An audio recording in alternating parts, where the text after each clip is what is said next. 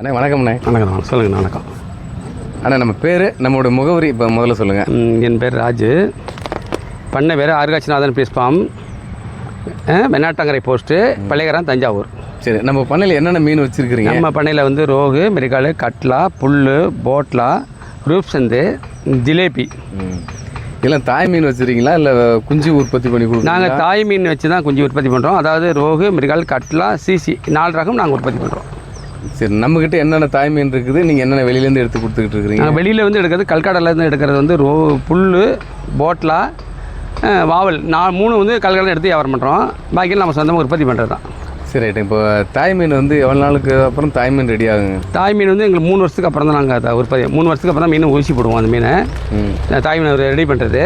அதில் ஒரு 5 வருஷத்துக்கு வச்சுருப்போம். அப்புறம் புது மீன் மாற்றிடுவோம். இப்போ நான் புதுசாக என்னுடைய ஏக்கர் ஒரு 5 ஏக்கர் இருக்குதுங்க. நான் அதில் புதுசாக ஒரு மீன் பண்ண ஆரம்பிக்கலான்ருக்கேன். அவங்களுக்கு ஒரு நல்ல தெளிவான ஒரு ஐடியா கொடுங்க. 5 ஏக்கருக்கு வந்து சொந்த நிலமாக இருந்து சுற்றிட்டு கம்பியலி போட்டு போர் வசதி இருந்தால் வருஷத்துக்கு ஒரு 5 லட்ச ரூபா லாபம் எடுக்கலாம். 2 ஈல்டு எடுத்தால் எல்லா செலவும் போக. அது எப்படி குட்டை எப்படி அமைக்கணும், எத்தனை அமைக்கணும், எந்த அளவில் வைக்கணும், அதெல்லாம் ஒன்றா தெளிவாக கொஞ்சம் வந்து அதாவது மீன் வளர்க்குறோன்னா ஒரு ஏக்கருக்கு வந்து ஒரு ஏக்கருக்கு ஒரு குளம் வெட்டணும். அந்த குளத்தோட தண்ணி அளவு வந்து 4 அடி தான் வெட்டணும். ரொம்ப பள்ளம் வெட்டக்கூடாது. இந்த 4 அடியில் வந்து 3000 குஞ்சு கலப்பு குஞ்சாக விடலாம். 3000 குஞ்சு விடலாம். இந்த 3000 குஞ்சும் உங்களுக்கு வந்து நல்லா தீனி போட்டு வளர்த்தோம்னா ஒரு 7லேருந்து 8 மாதத்துக்குள்ளே மீன் ஆகும். ஒரு 1.5 டன் மீன் எடுக்கலாம். மீன் வளர்க்கலாம். இப்போ வளர்ப்புற ஆளுக்கு வேற ஆள் குஞ்சு வந்துருச்சு. அதுக்குள்ளே தீவனம் வந்துருச்சு. அதில் இதோட லாபம் அதிகம் கிடைக்கும். ஆனால் கொஞ்சம் தீவன செலவு அதிகமாக வரும் அதுக்கு. சரி, இதில் வந்து இயற்கை தீவனம் பெஸ்ட்டுங்களா இல்லை நம்ம செயற்கை தீவனம் கொடுத்தோம்? நமக்கு செயற்கை தீவனம் போட்டால் நமக்கு வந்து காசு கம்மி. இயற்கை தீவனம் காசு கூட வரும். இயற்கை தீவனம் வந்து கிலோ 50 ரூபா வருது. நீங்கள் செயற்கை போட்டால் ஒரு கிலோ 25 ரூபா அந்த ரேஞ்சில் போட்டு நம்ம உற்பத்தி பண்ணி போடலாம். இயற்கை தீவனம் என்ன, செயற்கை தீவனம் என்னென்ன? நம்ம இயற்கை தீவனம் நம்ம இயற்கை தீவனம் வந்து மாட்டு சாணம், கடலை புண்ணாக்கு, இது மாதிரி இந்த கோதுமை தவிடு வகை ஏதாவது ஒரு தவிடு, அரிசி தவிடு, குறுக்கா தவிடு, கரு எதாவது போடலாம். நம்ம செயற்கை நம்ம தீவனம் செஞ்சு போகிறோம்னாக்கா கடலை புண்ணாக்கு, சோளம் இது மாதிரி இதெல்லாம் வாங்கி கலந்து எல்லாத்தையும் அரைச்சி மிக்ஸ் பண்ணி கலந்து போடணும். போட்டால் நல்ல மீன் வளர்ச்சி நல்லாயிருக்கும். இல்லை தீவனம் மீனுக்கு தீவனம் அளிக்கும் முறை எப்படிங்க? ஒரு நாளைக்கு எத்தனை டைம் கொடுக்கலாம், எவ்வளோ கிலோ? அதாவது கிலோவுக்கு வந்து ஒரு கிலோவுக்கு வந்து ஒரு கிலோ குஞ்சுக்கு சொல்கிறேன். ஒரு 1000 குஞ்சுக்கு வந்து ஒரு நாளைக்கு வந்து 2 கிலோ தீவனம் கொடுக்கணும். அது எத்தனை நாளைக்கு? 1000 குஞ்சுனா ஒரு 3 இன்ச்சு சைஸ்னு வச்சுங்களேன். 3 இன்ச்சு டெய்லி தீனி போடணும். ஒரு நாளைக்கு எத்தனை முறை? ஒரு நாள் ஒரு வேலை வச்சா போதும். அது எத்தனை நாள் வரைக்கும்? அதே மாதிரி 1 மாதம் வரைக்கும்? 1 மாதம் வரைக்கும் அது வைக்கணும். 1 மாதம் கூட தீவனத்தை ஏற்றிக்கணும். ஒரு மாதத்துக்கு ஆமாம், மாதம் தீவனத்தை அதிகப்படுத்திக்கணும். கடைசியாக மீன் பிடிக்கிற டைமில் எவ்வளோ ஒரு நாளைக்கு தீவனம்? ஒரு நாளைக்கு வந்து இப்போ 3/4 கிலோ இருக்குன்னு வச்சுக்கலாம். ஒரு டன் மீன் இருக்குன்னு வச்சுக்கோங்க. ஒரு டன்னுக்கு வந்து குறைச்சலாம் ஒரு நாளைக்கு 5 கிலோ 6 கிலோ வைக்கிற மாதிரி இருக்கும் மொத்தமாக. அதில் நீங்கள் மீன் தீவனம் வளர்க்குற மாதிரி தான் மீன் தீவனத்தை சாட்டே கொடுத்துருவாங்க. என்னென்ன எந்த சைஸுக்கு எவ்வளோ போடணும் அவங்களே கொடுத்துருவாங்க எல்லாமே. நம்ம கடையில் தீவனத்துக்கு நம்ம உற்பத்தி பண்ணுறோன்னா அந்த 3 மாதம் 4 மாதம் பிடிச்சி பார்த்துட்டு என்ன சைஸ் இருக்கோ அது நம்ம தீவனம் கொடுத்துக்கலாம். என்ன வளர்ச்சி இருக்குன்னு பார்த்து. பார்த்தீங்கன்னா சில இடத்துல தண்ணி நிற்காதுங்க. அதுக்கு என்ன பண்ணுறதுங்க? தண்ணிக்குன்னா கொஞ்சம் பள்ளமாக தான் வெட்டணும். இல்லைன்னா படுதா இது போடுறாங்களே, மேட்டு படுதா போடுறாங்களே, அந்த மெத்தட் போட்டுக்கலாம். அது மீன் சரியாக வளரலைங்கிற வளர்ச்சி குறைச்ச கம்மியாக தான் இருக்கும். எதனா காரணம்? அதுக்கு வந்து பூமியில் வந்து இயற்கையாக வர பயோ பிளான்டன் ஃபார்ம் ஆகாது. மருந்தடியிலேருந்து பயோ பிளான்ட் ஃபார்ம் ஆகும். அதில் இப்போலாம் பயோ பிளான்ட் ஃபார்ம் ஆகாது. அதுக்கு என்ன பண்ணுறதுங்க? அது ஒன்றும் செய்ய முடியாது. சாணிக்குன்னு நம்ம கரைச்சி இது பண்ணிக்க வேண்டியதான். சாணி கரைச்சிக்கலாம். இல்லை இந்த கடலை புண்ணாக்கு இதை கலந்து விட்டு செஞ்சுக்க வேண்டியதான். ஆனால் மண்ணோட வளர்றத பாதி வளர்ச்சி பாதி தான் இருக்கும். அதில் கண்ணாடி மாதிரி இருக்குன்னு வச்சுக்கலாம். தண்ணி வந்து கண்ணாடி மாதிரி தான் மீன் வளராது. அதை மாற்றுறதுக்கு மாட்டு சாணி போடலாம். கொஞ்சோண்டு சூப்பர் பாஸ்பேட் போடலாம். யூரியா கொஞ்சம் போடலாம். இந்த மாட்டு சாணம் போட்டால் பண்ண வாடை அடிக்காது. நம்ம கம்மியாக போடணும். அதுக்குன்னு அதிகமாக போடக்கூடாது. கம்மியாக எவ்வளோ? அது தேவைன்னா இப்போ ஒரு ஏக்கருக்கு வந்து ஒரு மாட்டு வண்டியில் சாணி எவ்வளோ வருமோ அந்த அளவுக்கு போடலாம். மாதம் ஒருத்தர கிடச்சிடா போதும். ஒரு மாதத்துக்கு ஒரு மாட்டு வண்டி சாணி ஒரு மாதம் ஒருத்தர கிடச்சி போடக்கூடாது. தினமெல்லாம் போடக்கூடாது. மாதத்துக்கு ஒருத்தர கிடச்சா போதும். மாதத்துக்கு ஒருத்தர கிடச்சா போதும். சரி, இந்த மீனுக்கெல்லாம் நோய் வரதுக்குலாம் வாய்ப்பு இருக்குங்களா? நோய் பெரும்பாலும் நம்ம இந்த முறையில் அவள் தான் வராது. நம்ம அதிகமாக மெடிசன் கொடுத்து ஏதாச்சும் இந்த தீனியெல்லாம் ஓவராக கொடுத்தோம்னா தீவனம் வரும். அதுக்கெல்லாம் மெடிசன் இருக்குது. இப்போ நோய் வரும். நோய்க்கெல்லாம் இப்போ மெடிசன் இருக்குது. எல்லாத்துக்கும் மெடிசன் வந்துருச்சு. இப்போ பார்த்தீங்கன்னா வெயிலில் அந்த 4 அடி தான் சொன்னீங்க. வெயில் படாதுங்களா? பண்ண இல்லை வந்து 2 அடி தண்ணி சூடாக 2 அடி ஜில்லுன்னுச்சுன்னா பயோபிளான் நல்லா விழுவும், நல்லா வளரும், மீன் வளரும். தண்ணி ரொம்ப பள்ளமாக 8 அடி 10 அடி வெட்டிங்கன்னா பிளான்டன் மாமாவது மீன் நம்ம போகிற திணியில் வளர்ந்தால் தான் மீன். இல்லை இப்போ 4 அடி சொன்னீங்க, 2 அடி வெயில்னீங்க, 2 அடி தண்ணி கீழே வந்து ஜில்லுன்னு இருக்கும். அப்படி மீன் செத்து போயிடறாங்களா? சாலை சாவாது. அது தண்ணி சூடு இருந்தால் தண்ணி ஜில்லுன்னு இருக்காது, கீழே போய்டும் மீன்.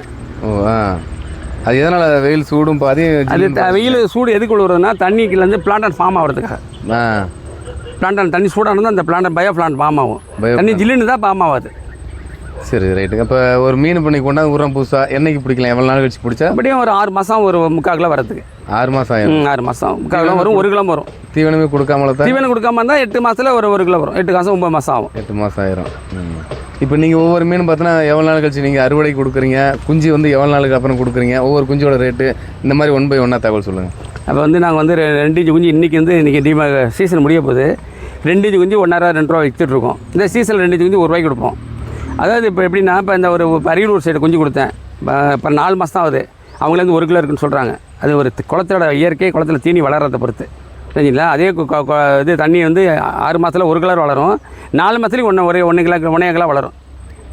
அதுக்கான தீவனம் எக்ஸ்ட்ரா தீவனம் கொடுக்கும். ஆமாம், தீனியே ஒன்றுமே கிடையாது, இயற்கையாக தருது. அது வந்து தீனி அதிகமாக இருக்குது, வளர்ந்துருது அது மாதிரி. இப்போ மினிமம் 4 மாதம் ஆயிருங்க. ஆனால் 5 மாதம் ஆகிடும். மினிமம் ஆயிடும். ஒரு வருஷத்துக்கு 2 அறுவடை 2 ஆல்ரெடி எடுக்கலாம். 2 அறுவடை. அது எப்படின்னா 100 கிராம் சைஸ் விட்டால் 2 கிலோ எடுக்கலாம். 2 கிலோ தான் எடுக்க முடியும். சரி ரைட்டு. ஒரு 5 ஏக்கர் பரப்பில் சொன்னீங்க, ஒரு வருஷத்துக்கு எவ்வளோ வருமானம்? 5 இப்போ 100 கிராம் சைஸ் போட்டு 2 கிலோ எடுத்தோம்னா ஒரு வருஷத்துக்கு 5 லட்ச ரூபா நமக்கு லாபம் இருக்கும். விவசாயத்தோட பெஸ்ட்டுங்களா? விவசாயம் பெஸ்ட்டு. ஆனால் நம்ம பராமரிக்கணும் அந்த அளவுக்கு. பராமரிப்புனா என்ன? விவசாயத்தை எப்படி பராமரிக்கிறோமோ அதே மாதிரி இதுக்கும் தீனி கரெக்டாக வேலைக்கு தீனி கொடுக்கணும். நம்ம ஒரு தண்ணீர் விட்டுட்டு வாரத்துக்கு 1 நாள் தீனி போட்டுட்டு பண்ணோம்னா வளராது. டெய்லி அந்த டெய்லி தீனி கொடுக்கணும். அது என்ன ஒரு மாதம் லேசாக பிடிச்சி பார்க்கணும், ஒரு ஆளை வச்சு வீசி பிடிச்சி பார்க்கணும். அது நோய் இருக்கா, வளர்ந்துருக்கா வளரலையான்னு பார்த்தா அதுக்கு மாதிரி மெடிசன் கொடுக்கலாம். இல்லைனா அதுக்கு வந்து தீனி கொடுத்து வளர்த்துக்கலாம்.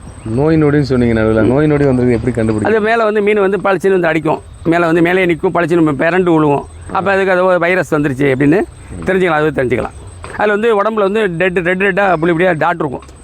இந்த டாட் வந்தாவே அதுக்கு வியாதி வந்து அர்த்தம். அதுக்கெல்லாம் மெடிசன் வந்துருச்சு. இப்போ எல்லாத்துக்கும் மெடிசன் வந்துருச்சு. சும்மா ஒரு அடித்தோம்னா ஒரு பேராலெக்ஸ்னு ஒரு மருந்து இருக்குது. பேராலெக்ஸன் இருக்குது, பேராவின் இருக்குது. அது ஒரு 200 மணி அடித்தோம்னா ஒரு ஏக்கருக்கு 3 நாளில் கிளியர் ஆகிடாது. 3 நாளில் கிளியர் ஆகிடும். சரி ரைட்டுங்க. இப்போ நம்மக்கிட்ட வந்து எப்போதுமே மீன் குஞ்சு அவைலபிளாக இருக்குங்க. வருஷத்துக்கு 10 மாதம் இருக்கும் மீன் குஞ்சு இருக்கும்.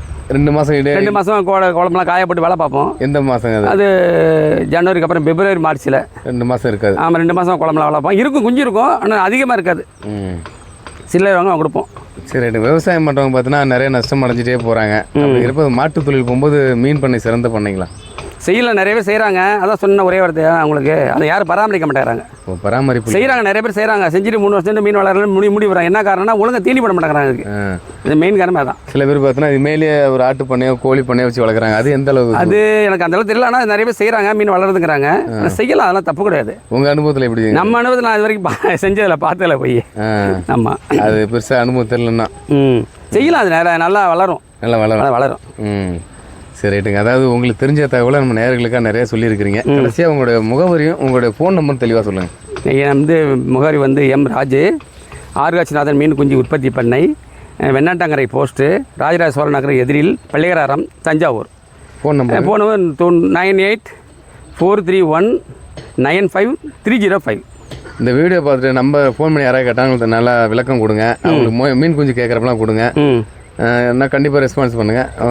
இன்னொரு வீடியோ போயில் ஒரு 5 மாதம் வச்சு கூட சந்திப்போங்க. அது வந்து உங்கள்கிட்ட இந்த வீடியோ. நன்றி, வணக்கம். வணக்கம். நன்றி.